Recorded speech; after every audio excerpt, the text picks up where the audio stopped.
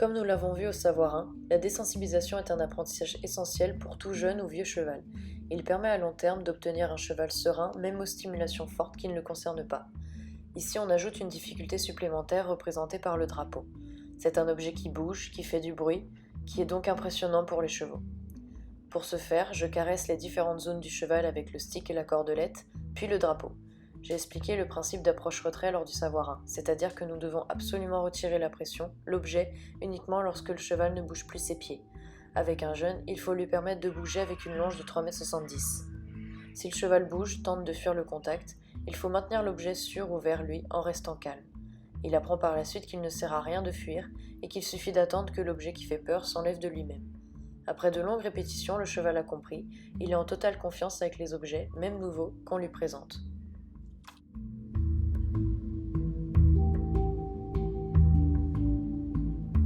La flexion latérale de chaque côté permet de préparer le cheval au mouvement des rênes lorsqu'il sera monté.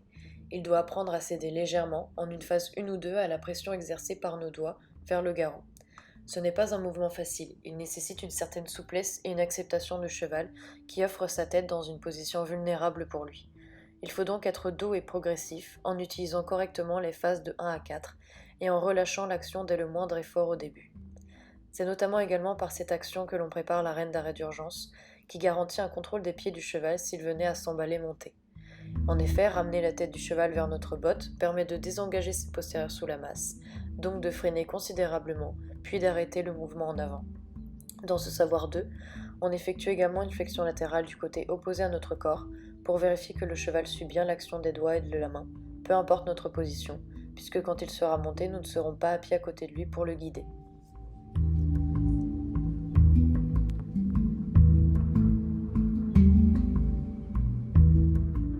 Dans ces deux exercices, en continuité avec ceux demandés au savoir 1, nous demandons au cheval de déplacer d'abord ses hanches autour de ses épaules, puis ses épaules autour de ses hanches. La demande est respectivement demandée par pression et par suggestion. L'objectif est d'avoir, nous le savons maintenant, un cheval qui répond légèrement, donc à une phase 1 dans les deux cas. Il est important qu'il puisse répondre par ces deux manières différentes, car les deux s'avèrent utiles.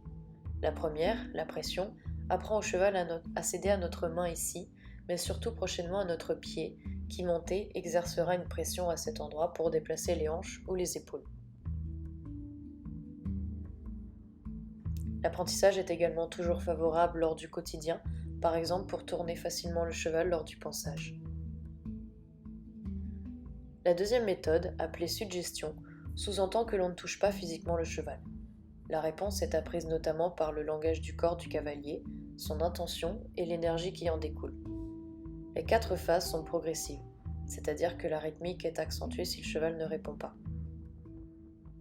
La phase 4 autorise cependant à toucher le cheval avec le stick à l'endroit correspondant, c'est-à-dire le même que lors de la pression physique, et céder éventuellement d'une pression exercée sur la longe pour agir au niveau de sa tête. L'objectif est qu'il anticipe la demande après plusieurs répétitions et réponde avec aisance à une phase 1.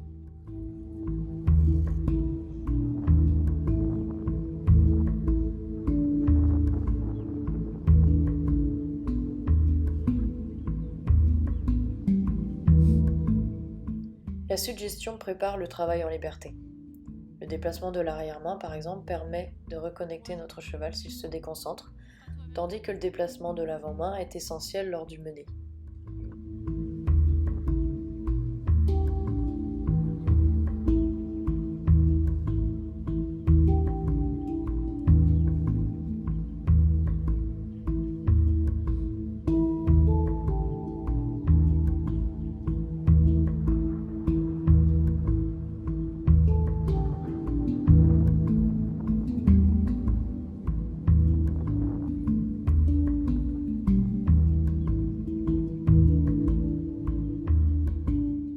Le yo-yo consiste à faire reculer le cheval face à soi, puis à le ramener, à terme en utilisant des phases légères.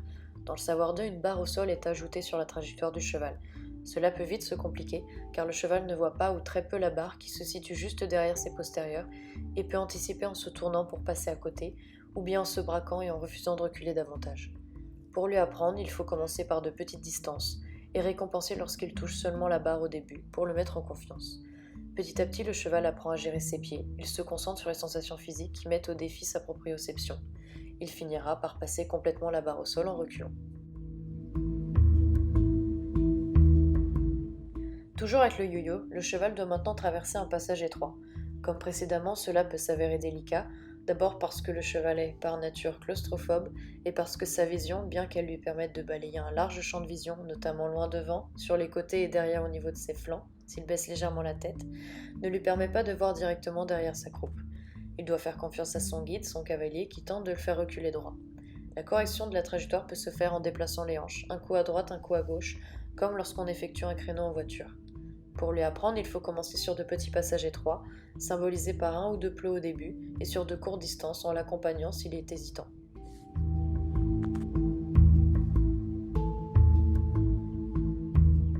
Soulever les pieds du cheval pour le curage des sabots notamment est une opération banale pour tout cavalier qui possède un cheval éduqué. Pourtant, on préconise une méthode lors de cet apprentissage sur les poulains. Elle consiste à pincer progressivement la peau au niveau de la châtaigne, en attendant que le cheval lève de lui-même son pied. De cette façon, on évite de trop se pencher pour attraper le pied, ce qui nous évitera sûrement un coup de pied mal placé.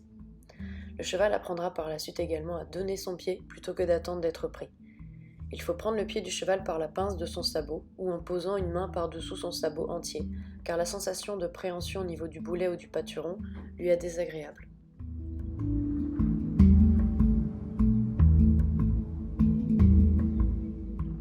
Cet apprentissage fait appel à la réflexion du cheval qui, pour se débarrasser de la gêne, doit aller contre son instinct qui consiste à résister, à secouer son pied pour se défaire du lien. Ici, la gêne s'enlève lorsque l'on obtient un mouvement en avant, comme si l'on menait le cheval par ses pieds, un à un. C'est un exercice plutôt psychologique que technique, car elle demande une sincère acceptation de la part du cheval.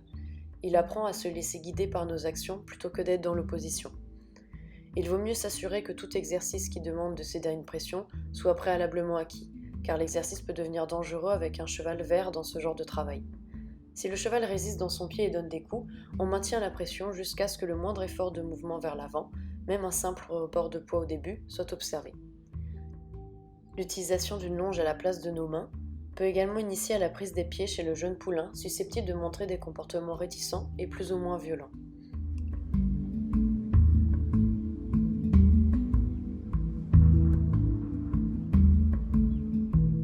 Pour envoyer le cheval sur le cercle, je le fais d'abord reculer de quelques pas de façon à l'écarter de moi et à le positionner sur une trajectoire. Puis, j'indique la direction en écartant mon bras et en élevant mon énergie, suivi du stick si cela ne suffit pas. Les transitions sont apprises par suggestion et par intuition à l'aide des 4 phases. La première étant toujours, pour nous, l'utilisation de l'énergie corporelle que je m'efforce d'augmenter ou d'abaisser selon que je souhaite une transition ascendante ou descendante.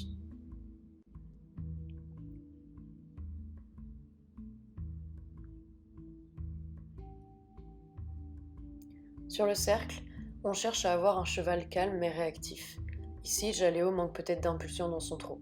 Il aurait pu être plus tonique, mais comme le diamètre du cercle est assez restreint, je n'ai pas été plus exigeante.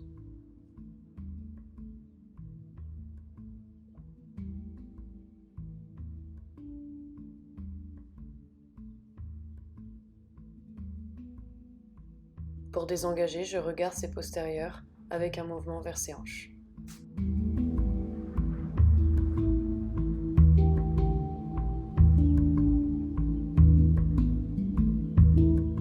J'ai réalisé ces 3 tâches consécutivement sur une même séquence, de manière à visualiser avec fluidité les mouvements attendus. Dans tous ces exercices, on vérifie la coordination du cheval, sa réceptivité et sa connexion au cavalier. Comme précédemment, le trot de Jaléo manque d'ampleur, cependant ses allures en général demeurent régulières et cadencées, dans une attitude calme et à l'écoute.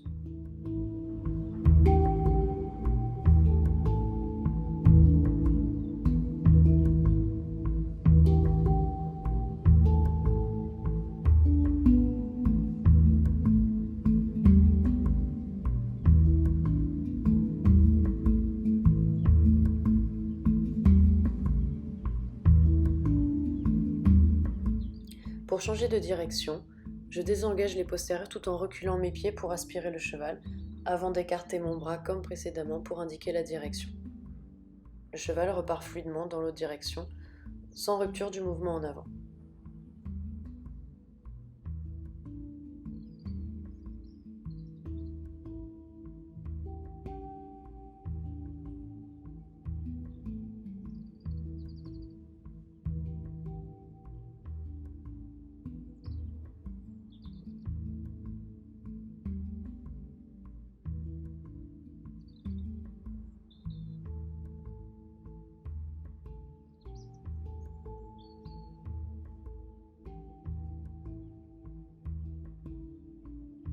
L'arrêt sur le cercle a été réalisé à partir du pas et à partir du trot, dans le doute de ce qui était attendu.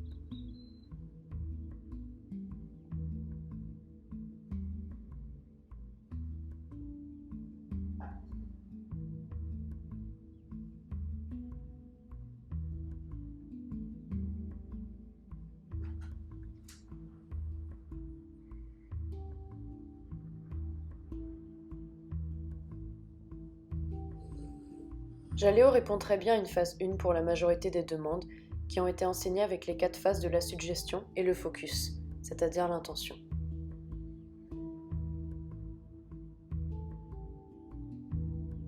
Le ramener au 3 a été exécuté assez aisément, bien qu'il aurait pu être un peu plus dynamique.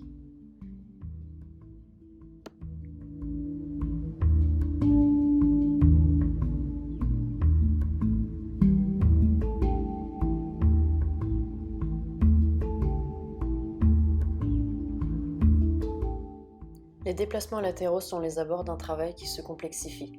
En effet, ils permettent de déplacer simultanément les hanches et les épaules du cheval, qui jusque-là a appris à les déplacer uniquement isolément. On aborde ici le concept d'isolement et de recombinaison de pattes pareilles et la sens, c'est-à-dire qu'on utilise les deux mouvements acquis séparément pour les combiner ensemble et créer des mouvements plus complexes. Le long d'une barrière, le cheval est canalisé. C'est donc d'une grande aide pour la pédagogie de cet exercice. Les déplacements latéraux ont de multiples utilités. Ils préparent le cheval aux nombreux exercices qui en découlent montés, ils musclent la ceinture abdominale et d'autres muscles des jambes rarement sollicités lors du travail sur une piste, et permettent de centrer le cheval si celui-ci se montre distrait, confus, trop énergique ou au contraire pas assez. De plus, le cheval gagne en autonomie, en proprioception, en souplesse et apprend à coordonner ses mouvements.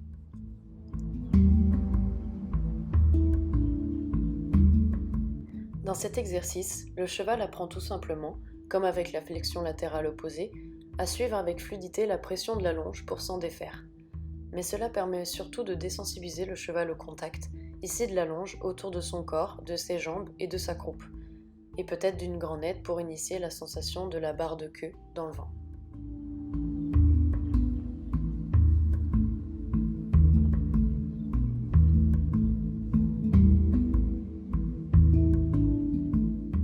Le cheval, nous l'avons évoqué, est une proie de nature et par conséquent évite à tout prix de se retrouver dans des situations qui l'empêcheraient de fuir, c'est-à-dire des cul-de-sac, des zones où il serait coincé, bloqué.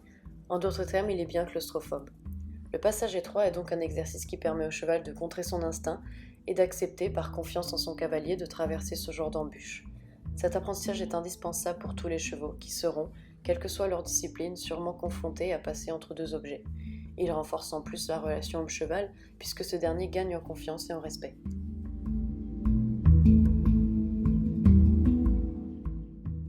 Comme le passage étroit, l'envoi du cheval sur un obstacle fait gagner en confiance et en respect vis-à-vis du cavalier. Il peut être assimilé comme l'initiation au saut pour les jeunes chevaux amenés à effectuer des parcours, ou apporter de la diversité dans le travail chez les chevaux de loisirs ou de dressage par exemple.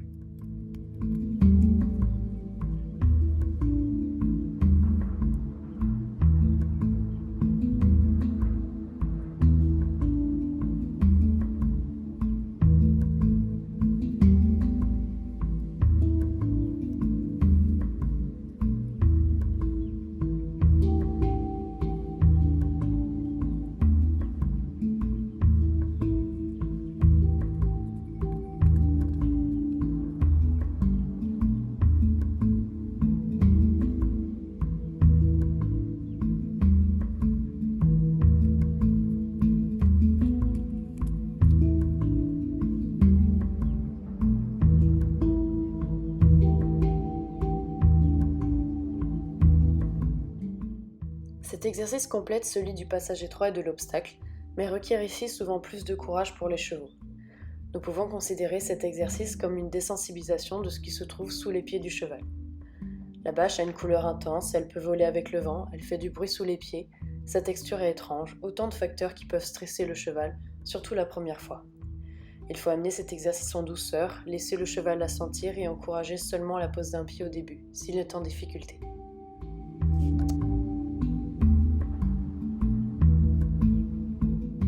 La simulation du passage de sangle permet de désensibiliser, notamment le jeune poulain, à la sensation physique qu'il attend lorsqu'il sera monté. En effet, la sangle, même correctement ajustée, enrobe et enserre le cheval par le ventre. C'est une sensation qui peut être mal vécue par certains chevaux. Désensibiliser le cheval par un processus d'habituation permet de lui faire apprendre que ce n'est finalement pas quelque chose de douloureux. Pour ce faire, au début, une simple longe peut être utilisée. Repliée en deux ou comme telle, on exécute un mouvement de poignet en rotation en serrant les doigts. Cela provoque une fermeture et un resserrement autour du passage de sangle du cheval. Bien sûr, la pression exercée doit être progressive et il est important de relâcher la pression très vite avant que le cheval ne bouge si c'est un cas de débourrage. Ici, j'imite l'attitude qu'il faudra adopter si c'était un poulain ou un jeune cheval, c'est-à-dire que je caresse la zone avec la longe, je serre progressivement et je relâche très vite comme si la longe me brûlait soudainement les doigts. Si le cheval bouge, il faut essayer de maintenir la pression et relâcher uniquement lorsqu'il se calme.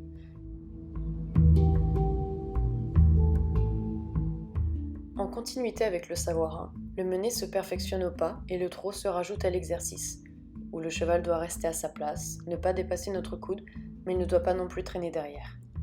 Pour cela, la main intérieure est tenue à 40 cm environ d'une dauge. Cela permet une autocorrection par la longe qui se tend, exerçant une pression sur sa tête si le cheval manque d'impulsion. Si le cheval dépasse, le cavalier doit effectuer un demi-tour dans la direction opposée au cheval.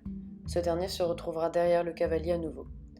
On peut ajouter en même temps une légère tape sur sa croupe avec le stick. Ces deux signaux lui font clairement signifier « ne me dépasse pas », en imitant le langage du groupe. Ici, Jaléo a une attitude globalement positive. Il est dynamique, réactif, et sauf lors de quelques tournants, il respecte la zone du cavalier.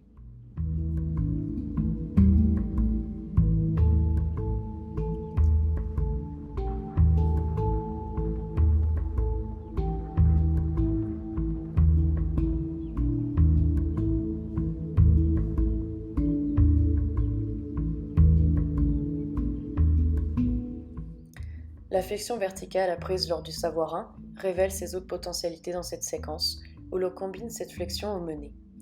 Cet exercice, totalement nouveau pour Jaléo, génère de petits sursauts à certains mouvements, notamment au trot, et la stabilité de l'attitude étendue et basse devrait être travaillée. Il reste malgré tout extrêmement léger lors de mes demandes sur la longe. Cet enchaînement demande une certaine aisance et confiance pour le cheval, qui préférera aborder un port de tête plus haut naturellement. Il est cependant intéressant d'un point de vue musculaire. L'attitude, couplée à un engagement des postérieurs, permet en effet de remonter le dos et de le muscler.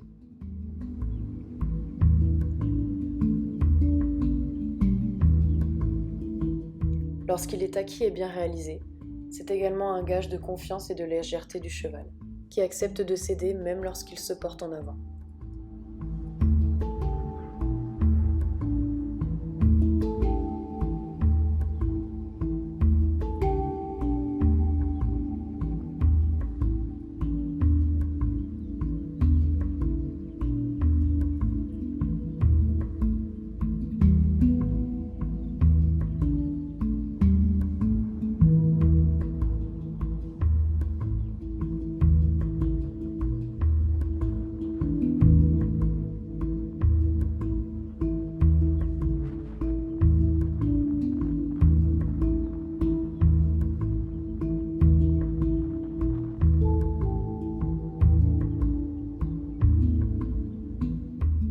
Pour aller chercher son cheval au pré et capter facilement son attention, la technique de l'approche-retrait est la plus efficace car elle va dans le sens du cheval, c'est-à-dire latéralement psychologiquement.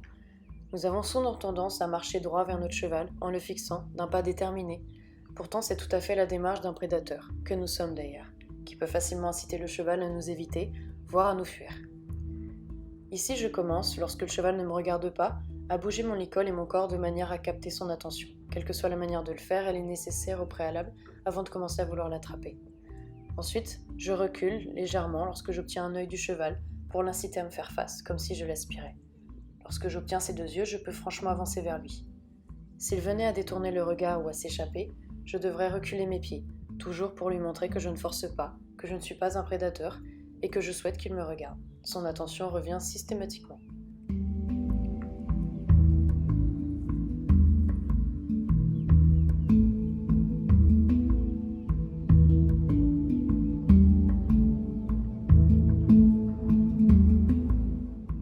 Si le cheval est timide et hésite à venir vers nous même lorsque nous reculons nos pieds, Nous pouvons inciter comme ici un mouvement des hanches qui engage plus aisément le mouvement en avant. J'ai à nouveau la connexion du cheval.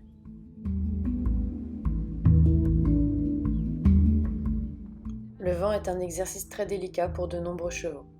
Pour les chevaux qui en ont peur, l'objectif est de rendre confortable cet endroit effrayant et un confortable lieu extérieur, la carrière ou la cour, en le faisant travailler. À terme, le cheval préférera se reposer à l'intérieur du vent plutôt que de travailler à l'extérieur. Ici, Jaléo se montre en totale confiance avec ce passage étroit par excellence. Il monte tranquillement et attend l'ordre pour redescendre.